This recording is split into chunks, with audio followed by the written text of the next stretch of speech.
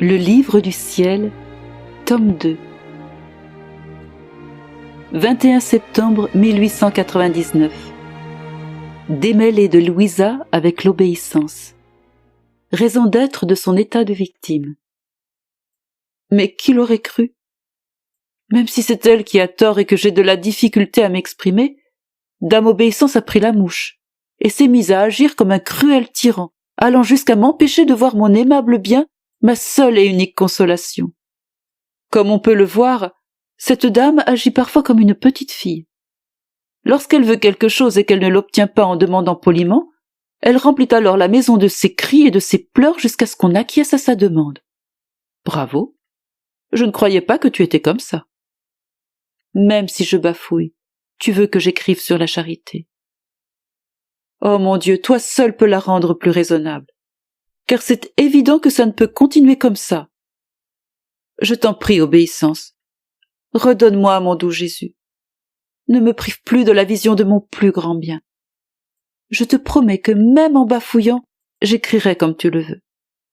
Je te demande seulement la grâce de me laisser me reposer pendant quelques jours, car mon esprit est trop petit. Il ne peut plus supporter d'être immergé dans ce vaste océan qu'est la charité divine, surtout parce que j'y vois plus clairement mes misères et ma laideur. Et en voyant l'amour de Dieu pour moi, j'ai l'impression de perdre la raison. Je sens que ma faible nature va s'écrouler, n'en pouvant plus. D'ici là, je vais m'occuper à faire d'autres écrits. Ceci dit, je poursuis avec mes pauvres écrits.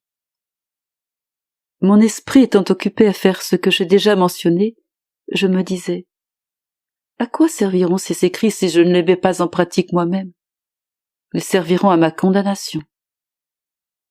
Pendant que je réfléchissais ainsi, Jésus est venu, et il m'a dit, ces écrits serviront à faire connaître celui qui te parle et t'habite.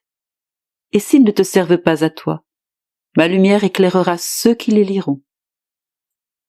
Je ne saurais dire combien je fus mortifiée à la pensée que ceux qui liraient ces écrits pourraient bénéficier des grâces qui y sont attachées, et non pas moi qui les reçois et les mets sur papier.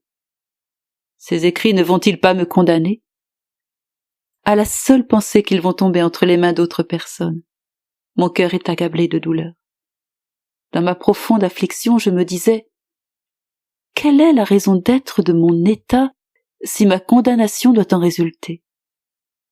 Alors mon très aimable Jésus revint, et il me dit, ma vie fut nécessaire pour le salut du monde. Comme je ne peux plus vivre sur la terre, je choisis qui je veux pour m'y remplacer, afin que la rédemption se poursuive. Voilà la raison d'être de ton état.